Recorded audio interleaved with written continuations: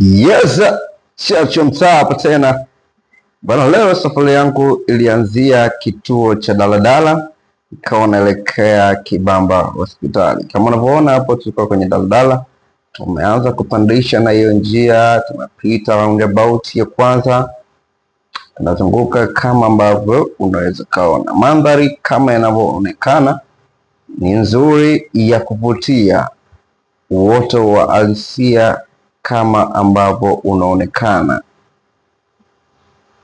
Barabara ni nzuri, barabara ni ya viwango kwa muonekano na kwa ubora pia. Kiufupi inapendeza na kuvutia kama ambavyo unaiona. This is Tanzania. This is Dar es Salaam. Hapo unavyoona mbele ni roundabout ya pili ambayo inaelekea kwenye main road ya kuelekea mikoani kama ambavyo inaonyesha hapo kwenye video yetu. Shughuli za kiuchumi kama kawaida zikiwa zinaendelea. Yes, mabasi kama unavyoona yanatoka kwenye stendi kuu ya mabasi. Tumeingia main road as you can see. Uoto bado unanawiri. Hii haimaanishi kwamba hamna makazi ya watu.